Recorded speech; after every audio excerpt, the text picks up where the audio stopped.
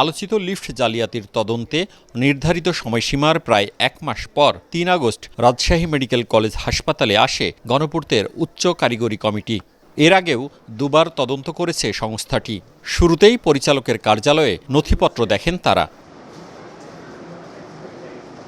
হাসপাতালটির ৫ তলার আইসিইউতে ১,২৫,০০,০০০ টাকায় বেড কাম প্যাসেঞ্জার লিফট বসানোর কথা ছিল। অভিযোগ উঠেছে ঠিকাদার বসিয়ে দেন সাধারণ মানের লিফট। বিষয়টি ধরা পড়ার পর ২০২৪ সালের জুনে সেটি খোলা হয়। গত বছরের অক্টোবরে দ্বিতীয় লিফট এলে সেটিও নির্ধারিত মান অনুযায়ী না হওয়ায় স্থাপনের অনুমতি মেলেনি। আজকে আমরা দেখলাম যে অ্যাকচুয়ালি এখান থেকে সব জানা যাচ্ছে না, আরও আমাদের আইডি গুগল সব চেক করে প্রিলিমিনারি আরও ডাটা নিয়ে আমরা আবারও স্টাডি করতে থাকবো। ফাইনাল কিছু করতে পারিনি, কারণ এটা হাইটেক জিনিস।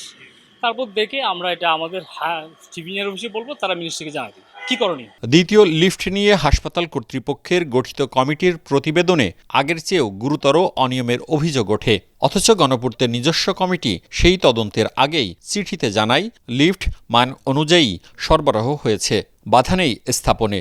দুই পরস্পর বিরোধী প্রতিবেদনেই বাড়িয়েছে জটিলতা। ভিন্নতা কেন হলো সেটা একটু আমরা বের করার চেষ্টা করতেছি। ফাইনালি কি হবে সেটা আমরা জানাই দেবো। একটু ভিন্নতা আছে বিদায়তে আবার আসতে হলো। কাউকে বাঁচানো আমাদের উদ্দেশ্য না। আমাদের উদ্দেশ্যটা হচ্ছে যে আমরা যেন আমাদের সঠিক স্পেক্স অনুসারে যে যন্ত্রপাতি আছে সেটা যেন আমরা পাই, এবং সেটা পাওয়ার জন্য দুইবার চিঠি দেওয়া হয়েছে। লিফট না থাকায় বিকল্প উপায়ে ৫ তলার আইসিইউতে মুমূর্ষ রোগী ওঠানো নামানো করতে গিয়ে ভোগান্তিতে পড়ছেন রোগী ও স্বজনরা।